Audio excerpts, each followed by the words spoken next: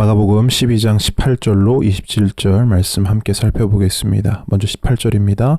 부활이 없다 하는 사두개인들이 예수께 와서 물어 이르되 바리새인들과 헤롯 당원들이 물러가고 이제는 사두개인들이 예수님을 함정에 빠뜨리기 위해 나섰습니다. 사두개인들은 이스라엘 초기 왕정 시대의 대제사장이었던 사독의 후손들입니다. 이들은 모세오경만 정경으로 인정하고 믿습니다. 그래서 모세오경에서 말하지 않은 신학적 가르침은 전혀 받아들이지 않기에 부활이나 천사를 믿지 않습니다. 이러한 사두개인들이 부활에 대해 예수님께 질문합니다.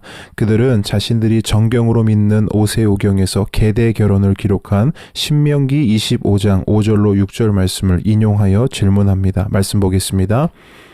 형제들이 함께 사는데 그 중 하나가 죽고 아들이 없거든 그 죽은 자의 아내는 나가서 타인에게 시집가지 말 것이요 그의 남편의 형제가 그에게로 들어가서 그를 맞이하여 아내로 삼아 그의 남편의 형제된 의무를 그에게 다 행할 것이요 그 여인이 낳은 첫 아들이 그 죽은 형제의 이름을 잊게 하여 그 이름이 이스라엘 중에서 끊어지지 않게 할 것이니라. 이 말씀을 인용한 것이 19절에 기록되어 있습니다. 19절입니다. 선생님이여 모세가 우리에게 써주기를 어떤 사람의 형이 자식이 없이 아내를 두고 죽으면 그 동생이 그 아내를 취하여 형을 위하여 상속자를 세울지니라 하였나이다. 사두개인들은 이 말씀을 근거로 한 가지 상황을 가정하여 질문합니다. 그 내용이 20절로 23절입니다. 칠형제가 있었는데 마지가 아내를 취하였다가 상속자가 없이 죽고 둘째도 그 여자를 취하였다가 상속자가 없이 죽고 셋째도 그렇게 하여 일곱이 다 상속자가 없었고 최후의 여자도 죽었나이다.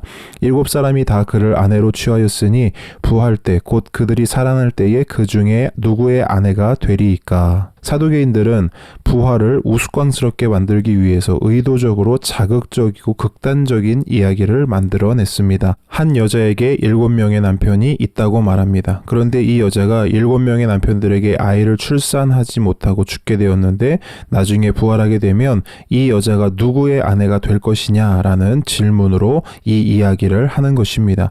결국 이 질문의 핵심은 예수님을 자신들의 논리에 동의하게 만들어서 부활이 없음을 부활은 허황된 것임을 증명하려는 것입니다.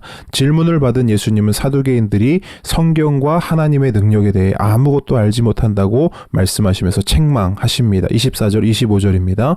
예수께서 이르시되 너희가 성경도 하나님의 능력도 알지 못함으로 오해함이 아니냐. 사람이 죽은 자 가운데서 살아날 때에는 장가도 아니가고 시집도 아니가고 하늘에 있는 천사들과 같으니라. 예수님의 말씀대로 사두개인들은 단순히 부활을 반대하는 자들이 아니라 부활에 대해 전혀 모르는 자들이었습니다. 더욱이 그들은 하나님의 능력도 잘 알지 못했다고 말합니다. 성경이 말하는 하나님의 능력이 무엇입니까? 그분의 능력은 우리가 살아가는 이 세상을 단순히 지속시키는 정도가 아닙니다. 고린도전서 15장의 말씀처럼 우리가 알 수도 없고 상상할 수도 없는 전혀 새로운 형태의 삶을 준비하시고 이루시는 것이 바로 하나님의 능력인 것입니다.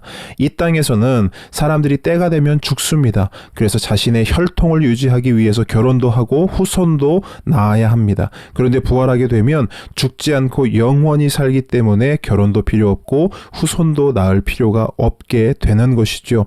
이것이 바로 부활과 하나님의 능력에 대한 예수님의 가르침입니다. 26, 27절입니다. 죽은 자가 살아난다는 것을 말할진대 너희가 모세의 책 중 가시나무 떨기에 관한 글에 하나님께서 모세에게 이르시되 나는 아브라함의 하나님이요 이삭의 하나님이요 야곱의 하나님이로라 하신 말씀을 읽어보지 못하였느냐.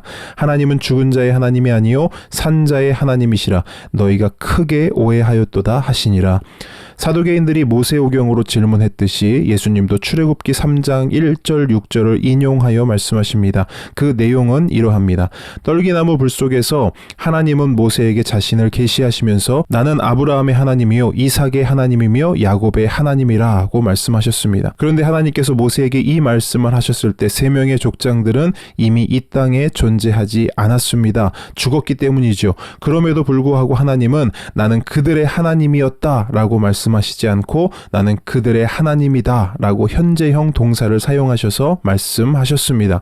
하나님께서 이렇게 말씀하신 것은 지금도 족장들이 하나님과 함께하고 있음을 나타내기 위함입니다. 그래서 예수님은 이 말씀을 가지고 하나님이 죽은 자들의 하나님이 아니라 산 자들의 하나님이라는 사실을 선언하고 계신 겁니다. 이처럼 육체적으로 죽었던 족장들이 생존해 있다는 사실은 부활의 가장 확실한 증거가 됩니다.